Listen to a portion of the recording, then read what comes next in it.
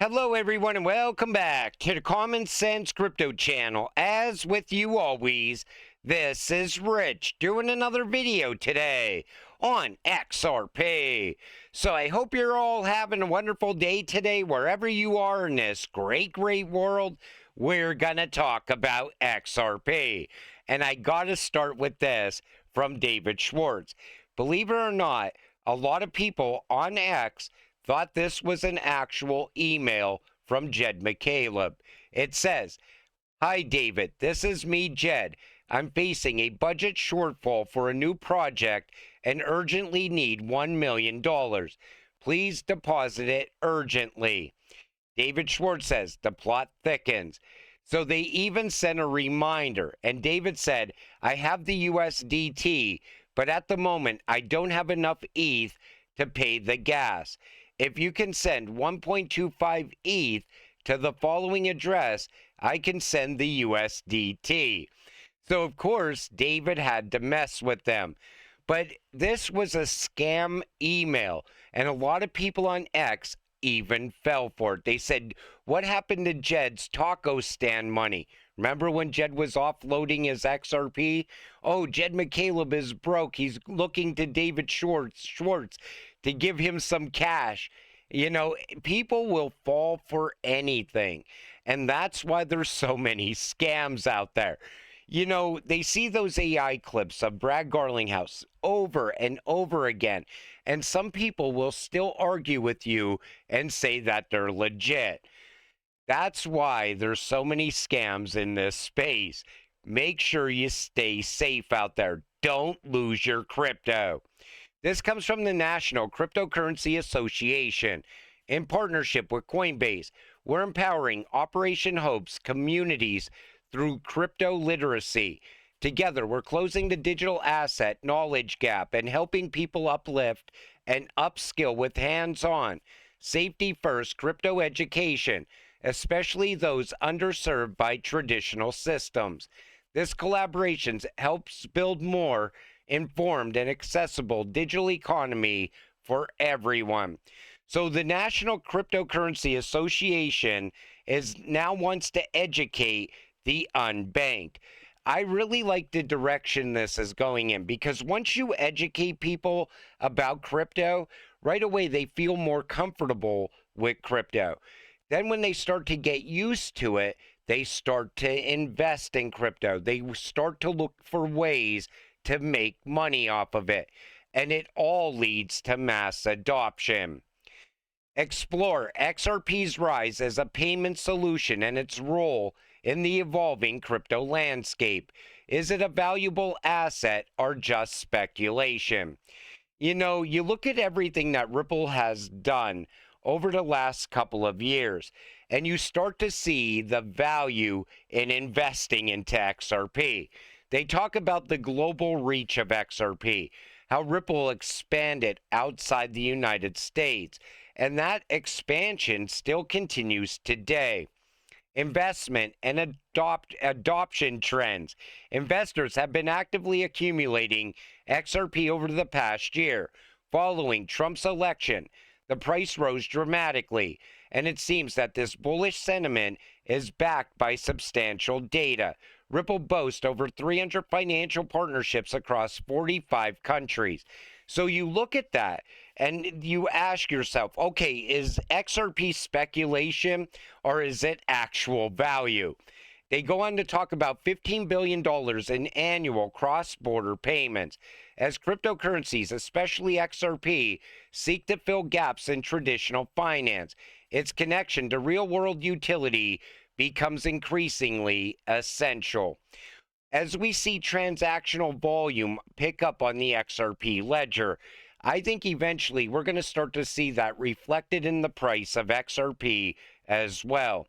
Then they start to talk about cross-border payments, XRP's compatibility with established financial structures, the ETF debate, rising usage versus speculation. If you want to invest in speculation, go invest in Bitcoin. It has zero utility. When it comes to XRP, you're no longer gambling. You're investing in the future. Brad gets a seat at all those tables all around the world for a reason, because Ripple is aligned with the elites. The elites see RippleNet and XRP as the future. So if the elites are investing in it, you should be investing in it. That's how you get financial freedom. And even the future for Ripple and XRP, it looks very bright going forward. I'm waiting for Ripple to get that banking license.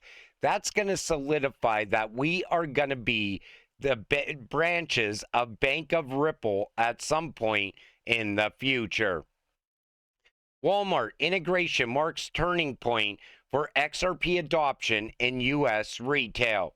Now, a lot of people are saying, I would love to see Walmart's bag. But Walmart is not actually accepting crypto. It's through OnePay. It's powering the payment system. The move means that crypto is increasingly seen as a core offering that exists alongside traditional bank services like savings accounts, credit cards, and wealth management. But you're not actually paying in crypto. It's being converted over to cash or US dollars. But at some point, I think we're not going to see the middlemen anymore. I think Walmart will directly accept crypto as a form of payment from your digital wallet to Walmart's digital wallet without even using something like OnePay. And even this article tells you how the crypto is converted into cash for Walmart purchases. But people act like Walmart is accepting crypto directly. However, I do like the idea of this, because if you're in there and you're shopping and you're using your crypto to shop at Walmart, even though it's getting converted, it still shows you how we're almost to the point where it's from your digital wallet to Walmart's digital wallet using crypto directly. That will be the next evolution of crypto payments, where it no longer gets converted to USD first. It will go out as crypto into Walmart's wallet as crypto. But I think we're still a ways off from that happening. However, that also leads to mass adoption. What's happening with OnePay? $12 trillion, Charles Schwab says it will offer Bitcoin and Ethereum trading in early 2026. And shortly after that, they'll start allowing trading for XRP as well. But none of these companies, none of these big financial giants, they're not going to miss out on crypto. That's why I told you it all starts with one. Once one starts doing it, they all start doing it. It sets off a network effect. XRP supply shock incoming. Analyst maps the path to 100x price rocket. So this is coming from Greg.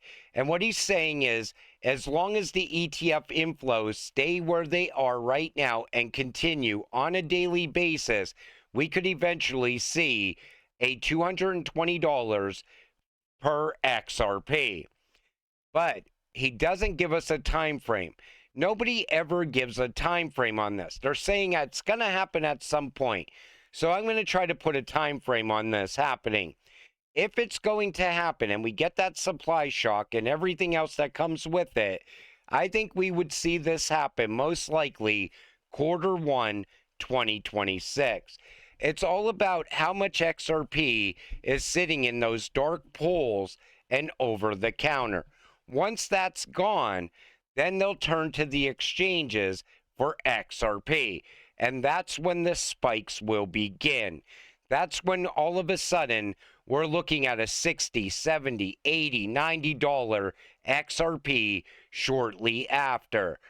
But the time frame that I would stick to is most likely Q1 next year. However, in December of this year, I still think we're going to see price appreciation for XRP. Google Gemini sets XRP price for December 31st, 2025. So they're saying the price is going to be somewhere between $2.80 to $3.20. And that would be kind of where I thought we would be. But I think we're going to be a little bit higher. I think we're going to go into price discovery by the end of December. And the run is really going to start to ramp up in January, February, March, because we still haven't got Clarity Act passed yet. We're still waiting on that. That's supposed to happen early next year. Plus, we're going to still see the inflows to the ETFs as well. But then maybe Ripple gets their banking license approved early next year as well. That would add more to the price on top of everything else. Because all of a sudden, now you start to see where Ripple's going. And Ripple is just going to blast this entire market open once they get that banking license. I think they're going to hit the ground running, and the momentum is not going to stop. It puts us on the path to becoming bank branches of Ripple. This is the biggest reason you'll never get another Altseason. Number of altcoins.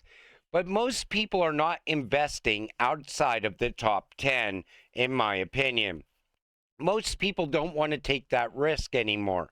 I know a lot of money ends up in meme coins and things like that. But for the most part, people that are working 9 to 5 and they just want to try to make money out of this space, they're not going to be gambling on meme coins. So I think most of the money is still within the top 10 cryptocurrencies. Maybe a little bit beyond that, maybe the top 20. But there are a lot of coins out there. But a lot of these coins are also going to disappear with regulations. And when that happens, all of that money has to go somewhere. It's going to end up in real value. This chart wakes me up at night. Altseason wasn't canceled, only delayed. Just a little more patience. And that's the way I look at it as well. This entire cycle has been delay after delay after delay. But Altseason is absolutely coming.